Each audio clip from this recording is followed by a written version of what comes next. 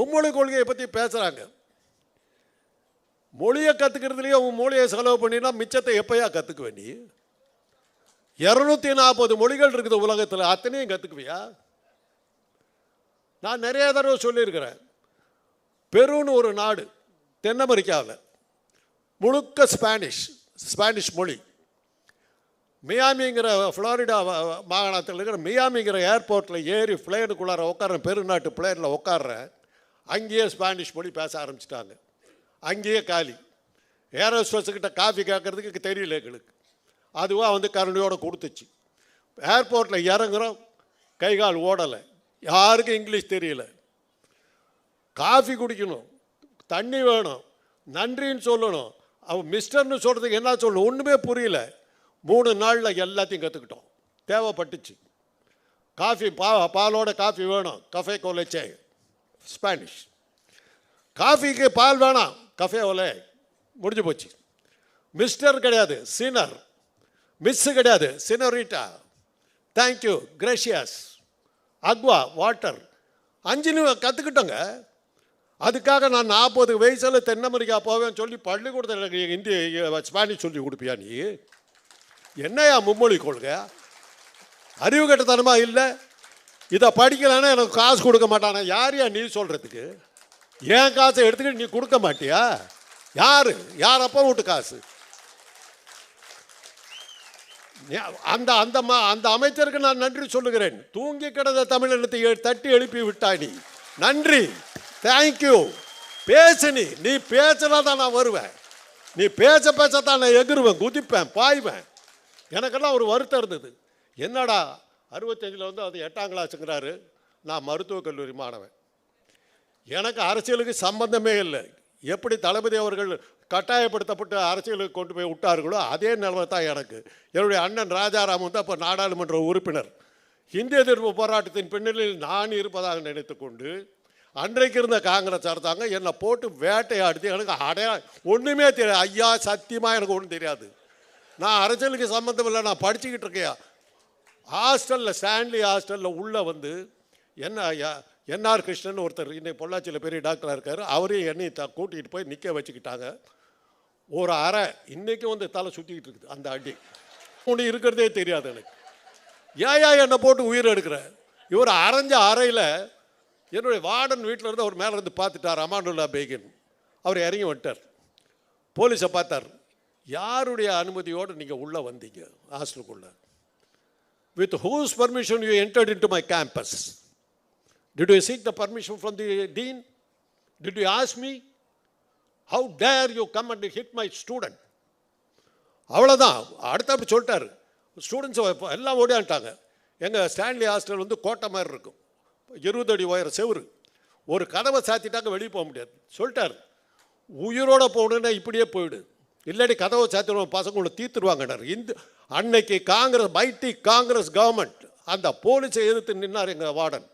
அதுக்கு பிறகு என்னாச்சுன்னா, இந்திய எதிர்ப்பு போராட்டத்தில் மற்றவங்களுக்கெல்லாம் போலீஸு, ஸ்டான்லி மருத்துவக் கல்லூரி, கீழ்பாக் மருத்துவக் கல்லூரி, மதுரை மருத்துவக் கல்லூரிக்கெல்லாம் இராணுவம். அதை தான் சொல்லுவாங்க, அவர்கள் இராணுவத்தையே சந்தித்தவர்கள். நான் அன்றைக்கி தான் முதல் முறையாக ஒரு இதை அந்த AK-47 போடுற இதெல்லாம் முதல் முறையாக அப்போ தான் பார்த்தேன். ஆக இந்த மாதிரியான போராட்டங்கள் நடத்தும். அந்த போராட்டத்தை இல்லை, அந்த உணர்வுகளை எல்லாம் உங்களுக்கு நாங்கள் தூண்டி விடாமல் மறந்து விட்டோமோ என்ற ஒரு பயம் இருந்தது. நாம் சரியான முறையில் நம்முடைய இளைஞர்கள் வழிகாட்ட தவறி விட்டோமா என்ற ஒரு அச்சம், ஒரு பயமே இருந்தது. நன்றி அந்த ஒன்றிய அமைச்சருக்கு. தட்டி எழுப்பினையா நீ. அதுக்கு மேலே நம்ம ஊரில் ஒரு காமெடி பீஸ் இருக்குது. பெட்ரோல் வெடி கொண்டு வந்து வியாபாரம் பண்ணிச்சு, சரியாக போகல. அப்புறம் முழங்கால் தண்ணியில் வந்து ஒரு போட்டு ஒன்று ஓட்டு, இதை பாருங்களா அப்படின்னுச்சு, அதுவும் ஓடலை. அப்புறம் வந்து பஞ்சால் செஞ்ச ஒரு சவுக்கு எடுத்துக்கிட்டு ஓங்கி அடிச்சுக்கிச்சு, அதுவும் ஓடலை. அப்புறம் இப்போ வந்து என்ன சொல்லிச்சு, அறிவாலயத்தில் இருக்கும் செங்கல் எல்லாம் எடுத்து நான் ரிப்பேர் பண்ணி கொடுக்குறேன்னு செங்கல் வியாபாரத்துக்கு வந்துருக்குது, ஓடலை. இது மாதிரி காமெடி பீஸுகள் எல்லாம் எதிர்கட்சியாக வச்சுக்கிட்டு இருக்கும்போது நம்ம எப்படி ஆட்சி பண்ணுறது? ஒரு இந்த இடத்துல நான் வந்து ஒரு இதை சொல்கிறேன், எல்லா இதுலேயும் இப்போ யூடியூப்பில் சொன்னது தான், எதிர்கட்சி இல்லைன்னா ஆளுங்கட்சி சரியாக இருக்காது. அதனால் தளபதி அவர்கள் ஒரு நல்ல எதிர்கட்சியை உருவாக்குறதுக்கு அவர் முயற்சிக்கணும். இது எதனால் சொல்கிறேன்னா, நேரு அவர்கள் ஆட்சியில் இருந்தபோது எதிர்கட்சியே அது இந்தியாவில் இல்லை. அவரே ராஜாஜி அவர்களை கூப்பிட்டு, எதிர்கட்சி இல்லைன்னா நான் எந்த ரூட்டில் போயிட்டுருக்கேன், சரியாக போயிட்டுருக்கேன் தப்பாக போயிட்டுருக்கேனாங்கிறது எனக்கு தெரியாமல் போயிடும், ஒரு எதிர்கட்சியை உருவாக்குங்கிட்ட போது தான் ராஜாஜி வந்து நேருடைய பேச்சை கேட்டுக்கிட்டு சுதந்திர கட்சி ஆரம்பித்தார். அதுதான் பல்வேறு பரிணாமங்களை இது பண்ணிக்கிட்டு போய் பாஜக கிஜாக்காவெல்லாம் மாறி வந்துக்கிட்டு இருக்குது. இன்றைக்கி பார்த்தா எதிர்கட்சியை காணோம். இதுக்கு முன்னாடி ஒரு அம்மா சொல்லிச்சு, கண்ணு கட்டினவர்களும் எதிர்கட்சியே காணோன்னுச்சு. இன்றைக்கி நடக்குதுயா, பேச வர்ற ஐயா, உன் பேச்சை கேட்டால் சிரிப்பு வருது. பள்ளிக்கூடத்து பையன் சிரிக்கிறான், பிஸ்கட் கொடுக்குற, தேவையா உனக்கு? புள்ள பிடிக்கிறவனாட்டம். மும்மொழி கொள்கை எதுக்கு? மும்மொழி கொள்கை எதுக்காக? வந்து நீட் தேர்வு. நான் படிக்கலை எம்பிபிஎஸ், நான் டாக்டர் ஆகினா கெட்டு போயிட்டேனா? பிச்சை எடுக்கிறேன்னா? எனக்கு வைத்தியம் தெரியலையா? உலக சுகாதார கழகம் WHO இந்திய பிரதிநிதியாக போனது எய்ட்ஸுக்காக, உலக வங்கியினுடைய இந்திய நாட்டினுடைய பிரதிநிதியாக போனவன் நான் அமெரிக்காவுக்கு. அமெரிக்க அரசாங்கனுடைய உதவி பணத்தோடு சியாட்டில் வந்து வாஷிங்டன் யூனிவர்சிட்டியில் போய் மேற்படிப்பு படித்தவன் நான். அமெரிக்க அரசாங்கத்தினுடைய இது ஸ்காலர்ஷிப், இந்திய அரசாங்கம் இல்லை. நீட் தேர்வாக படித்து பாஸ் பண்ண நான் எம்பிபிஎஸ். நீட் தேர்வுனா என்னன்னு தெரியாது. +2 வாங்கின மார்க்கை நீ கேவலப்படுத்துகிற. நீட் தேர்வில் ஒரு வேடிக்கை என்ன தெரியுங்களா? உங்களுக்கு எவ்வளோ தெரியும் தெரியாது. உத்தரப்பிரதேசத்தில் ஒரு தேர்வு நடக்குது, ஹிந்தி படிப்பை பற்றி ஒரு தேர்வு நடக்குது. 90% மாணவர்கள் தோல்வி. அந்த 90 தோல்வி அடைந்த அந்த 90% மாணவர்களும் நீட் தேர்வில் வெற்றி. எங்கே சாடுறான் தெரியுமா? மெடிக்கல் காலேஜில், சென்னையில் இருக்கிற நல்ல உயர்ந்த நிலையில் இருக்கிற சென்னை மருத்துவக் கல்லூரி, ஸ்டான்லி மருத்துவக் கல்லூரியில் அவங்களுக்கு சீட்டு கிடைக்குது. நம்ம பசங்களுக்கு எங்கே கிடைக்கிறது? சத்தீஸ்கர்லேயும் உத்தராகண்ட்லேயும் இருக்கிற குடிச்சையில் நடந்துக்கிட்டு இருக்கிற மருத்துவக் கல்லூரியில் நம்ம பசங்களுக்கு இடம் கிடைக்குது. இந்த அநியாயத்தை யார் தட்டி கேட்கறது? அதனால தான் தீர்மானம் போட்டார். அன்றைக்கி இந்த நேரத்தில் மதிவதனிங்கிற இந்த திராவிட கழக பெண்ணை நான் மிகவும் மகிழ்ந்து பாராட்டுகிறேன். அந்த பெண்ணுக்கிட்ட அந்த இன்னொரு பெண்ணு கேட்குறாங்க, எங்களுடைய இனத்தையே நீங்கள் அமைக்க வைத்து விட்டீர்கள், எங்கள் இனத்துக்கு சட்டமன்றத்தில் இடமில்லை, அமைச்சரவையில் இடமில்லை, ஏன்னா எங்கள் ஒதுக்கப்படுகிறோம், புறக்கணிக்கப்படுகிறோம், இது நியாயமான ஒரு கேள்வி கேட்டு அந்த பொண்ணு சொல்லிச்சு, நீ சட்டமன்றத்தில் இல்லை, சட்டமன்றத்தில் தீர்மானம் போடுறோம், அந்த தீர்மானத்தை நிறைவேற்றிக்கிட்டு போனாக்கா கவர்னர் ஒரு ஆள் உட்காந்துருக்கார், போட மாட்டேங்கிற. சரி, அதை எதிர்த்து நீதிமன்றத்துக்கு போனால் அங்கே யார் ஜட்ஜி உட்காந்துனா ஆள் உட்காந்துருக்காரு. அப்புறம் 234 பேர் மக்களால் தேர்ந்தெடுக்கப்பட்ட அத்தனை பேர் காலியாகி உன்னுடைய ஆக்கிரமிப்பில் தான் நாங்கள் இருக்கிறோம்னு சொல்லிச்சு அந்த பொண்ணு. இன்றைக்கி அதை எதிர்த்து நிற்கிறார். டீலிமிட்டேஷன் கமிட்டி, தொகுதி வரையறை, அதில் என்ன சாமர்த்தியம் பாருங்க. ஹிந்தி பேசுகிற இடத்துக்கு 400 சீட்டாக ஏற்றி அதை வெளியில் சொல்லாமல் நமக்கு 150 இருந்ததை 200 ஆக்கிட்டாங்களாம். உனக்கு 200 கொடுத்துருக்கேன்பா, எதுக்கு 300 இருந்த நீ 400 வர? 400 பேருக்கு இருக்கும்போது இந்த 200 MP போய் என்ன பண்ண முடியும் உங்களால்? என்ன பண்ணாலும் உங்கள் தீர்மானம். டெல்லிக்கு போய் நீங்கள் தாஜ்மஹாலை பார்த்துட்டு, ரெட் ஃபோர்ட்டை பார்த்துட்டு, அங்கே சாந்தினி சவுக்கில் வந்து லஸ்ஸி குடிச்சிட்டு வர்றதை தவிர வேறு என்ன பண்ண முடியும் உங்களால்?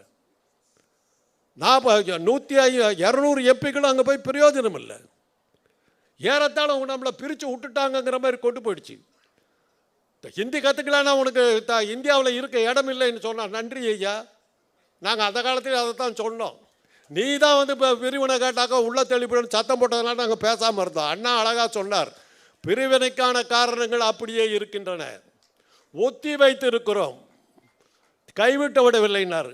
இன்றைக்கி நீயே வர்ற வேணாங்கிற, விட்டு நான் போகிறேன், ஏன் உயிர் எடுக்கிற? அவ்வளோதான். இன்றைக்கி வந்து சில சமயங்களில் வந்து தலைவர் அவர்களை பார்த்து நான் பேசணும் கூட நினைக்கிறது, ஏன் ஆணா பிறந்தது தப்பா? மேயர்னு கேட்டால் அவங்க வந்து உட்காந்துக்கிறாங்க. சட்டமன்றத்தில் இவ்வளோ இடம்னு விடுறாங்க. மாதம் 1000 ரூபா அவங்களுக்கு கொடுத்துட்றீங்க, படிக்கிறதுக்கு உதவி பண்ணுறீங்க, வேலை தேடுறதுக்கு உதவி பண்ணுறீங்க. நான் ஆம்பளையாக பிறந்து நான் என்ன தான் பண்ணுறது? எங்கே போனாலும் பஸ்ஸில் ஏற முடியல, பஸ்ஸில் ஆம்பளைக்கு பஸ் இல்லை. இதெல்லாம் வந்து அமைச்சர் அவர்கள் மா சுப்பிரமணியம் அவர்கள் சொல்லணும். ஆண்களையும் கொஞ்சம் பாதுகாத்துங்க, எங்களையும் கொஞ்சம் பாருங்கள், பாவமாக இருக்கிறோம். தயவுசெய்து இங்கே இருக்கிற தாய்மார்கள் தயவுசெய்து கோச்சிக்காதீங்க, எங்களுக்கு ஏதாவது ஒரு வழி கொடுங்க. இன்றைக்கி நாங்கள் தடுமாறுறோம். ஆனால் பிறந்ததுக்கு நினச்சி அழுகுறோம். இப்படி பண்ணிவிட்டியே அப்படின்னு. ஏறத்தாழ இன்னைக்கு பெண்கள் எப்படி வர்றாங்கன்னாக்கா, பெண் பார்க்க போயிட்டு இருந்தோம், இப்போ மாப்பிள்ளை பார்க்க வர்றாங்க. என்ன அது ஒன்றும் தேராது போல் இருக்க, வா போய் லெட்டர் போடுறோம். யார் பொண்ணு வீட்டில் என்ன ஆச்சு? என் காலத்துலேயும் இத்தனை வருஷம் உயிரோடு இருக்கணும் இப்போ நினச்சி வருத்தப்பட்டு இன்னும் மோசமாக போகிறதுக்கு போய் சேர்ந்துடணும் பயமாக இருக்குது. ஆக இதையெல்லாம் மனசில் வச்சுக்கணும். பெண்கள் இது எதுக்காக சொன்னேன்னா, புதுசாக ஒருத்தர் கட்சி ஆரம்பித்து இன்னும் உள்ளே வரல, ப்ரீகேஜியில் இருக்கிறார். பெண்களுக்கு பாதுகாப்பு இல்லையா? ஆனால் பாவி பிளேனில் யாரையோ கூட்டிகிட்டு போன நீ எல்லாம் பேசுறதா?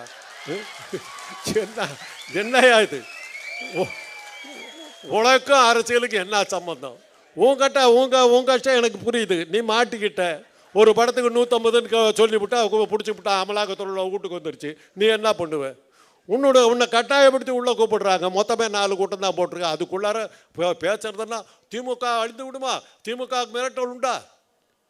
ஒன்றுமில்லைங்க. இன்றைக்கி சட்டமன்ற எதிர்க்கட்சி தலைவராக இருக்கிற பழனிசாமி கேட்டார், மழை வெள்ளத்தில் சாலைகள் எந்த அளவில் இருக்கின்றன என்பதை தெரிவதற்கு வெள்ளை அறிக்கை வெளியிட வேண்டும்னாரு. உதயநிதி அவர்கள் அழகாக சொன்னார், ரோட்டில் போய் பாரு தண்ணி நிற்கலை, முடிஞ்சு போச்சு. வீராவேசமாக முழங்கினார், அப்படியே சுருண்டு போயிட்டு அவ்வளோதான், முடிஞ்சு போச்சு. ஒரே வார்த்தை. கலைஞர் அழகாக எழுதியிருக்காருங்க, பேசி தோற்றவர்கள் ஏசி தீர்க்கிறார்கள். வாய்ப்பு கொடுத்ததுக்கு நன்றி, வணக்கம்.